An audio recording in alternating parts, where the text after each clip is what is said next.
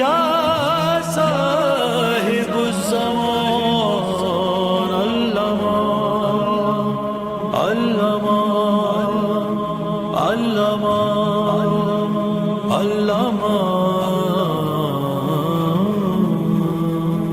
جو سب سے اہم وجہ ہے وہ یہ ہے کہ امام زمانہ علیہ الصلوۃ والسلام کی امامت کا پہلا دن.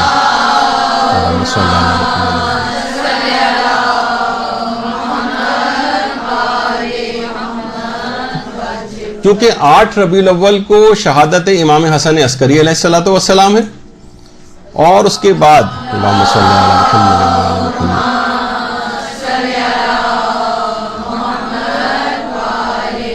اور 9 ربیع الاول کو امام زمانہ علیہ السلام کی امامت کا پہلا دن.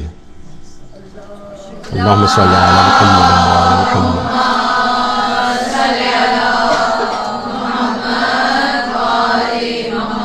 اور بہت سے علماء نے مثلا آیت اللہ مصطفی جو ہیں انہوں نے بھی اپنے ایک درس میں یہ بات بیان کی کہ 2 وجوہات کی بنا پر خاص طور پہ یہ دن خوشی کا دن ہے 9 ربیع الاول. ایک تو وہی عمر سعد کے قتل ہونے کی خوشی، اور دوسری امام زمانہ کی امامت کا پہلا دن کہ جو زمین کو عدل و انصاف سے بھر دیں گے اور ظالموں سے آ کر انتقام لیں گے. اور اس طرح سے وہ حضرت زہرا کے دل کو شاد کریں گے. اس وجہ سے عید زہرا کہا جاتا ہے کہ امام زمانہ کی امامت کا دن شروع ہو گیا ہے، اور امام زمانہ ہی وہ ہیں جو ان ظالموں سے آ کر انتقام لے کر حضرت زہرا کے دل کو سب سے زیادہ شاد کریں گے. یہ ایک وجہ ہے اس کو عید زہرا کہنے کی ایک بہت بڑی. اور علماء یہ بھی فرماتے ہیں کہ اس دن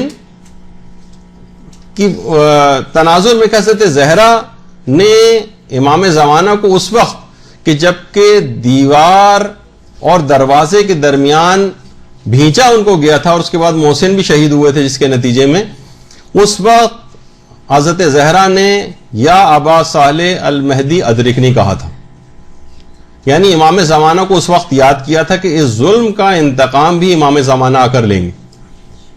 اور حقیقی انتقام انہوں نے جبکہ ان کی امامت کا دور شروع ہوا اس دن سے، تو ہم اس دن کو خوشی کے طور پر مناتے ہیں کہ اور حضرت زہرا بھی کیونکہ یہی آ کر ان کا انتقام لینے والے ہیں. اچھا، یہ والا جو جملہ ہے، اس جملے کو کہ حضرت زہرا نے ان کو پکارا تھا دیوار اور دروازے کے درمیان دب کر،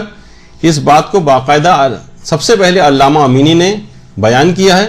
جو کہ صاحب الغدیر ہے اپنی کتاب الغدیر میں. علماء نے لکھا ہے جو تحقیق کی ہے کہ بہرحال انہوں نے اپنے اس بات کا مصدر تو نہیں لکھا ہے، لیکن انہوں نے بہت زیادہ الغدیر جب احادیث تلاش کی تھی اور ملکوں گئے تھے کتب خانوں کے اندر، اور جس طرح سے یہ غرق رہتے تھے کتابوں کے اندر، ہو سکتا ہے کہ ان کے پاس اس کا مصدر موجود ہو، لیکن بہرحال الغدیر میں انہوں نے لکھا نہیں. لیکن علامہ امینی کا کوئی ایسی ان اوتھینٹک بات لکھ نہیں سکتے اپنی ایسی کتاب کے اندر. تو بہرحال اس لحاظ سے یہ جملہ سب سے پہلے علامہ امینی نے، جو کہ ان کی نگاہ میں ہو سکتا ہے کچھ کتابیں یا اس کا سند ہو، لیکن انہوں نے کیونکہ لکھے نہیں، تو ہو سکتا ہے کہ یہ بھی وجہ ہو کہ حضرت زہرا کے اوپر جو یہ ظلم ہوا تھا تو وہ ظلم کا انتقام لینے کے لیے، کیونکہ امام زمانہ علیہ السلام آئیں گے، تو اس لحاظ سے اس دن کو عید زہرا جو ہے کہا گیا، اور اس دن کو یوم فرحت الزہرا بھی کہا جاتا ہے. اور کتنے ہی مراجع کرام ہمارے ایسے ہیں کہ جو باقاعدہ اس دن کی باقاعدہ مبارکباد کے پیغامات ان کے ہوتے ہیں، اور اس دن کو اس پہ بھی اعتراض ہے لوگوں کا کہ جب 8 تاریخ کو امام جو ہے وہ امام حسن عسکری شہید ہو گئے، تو 8 ہی کے دن سے امامت کا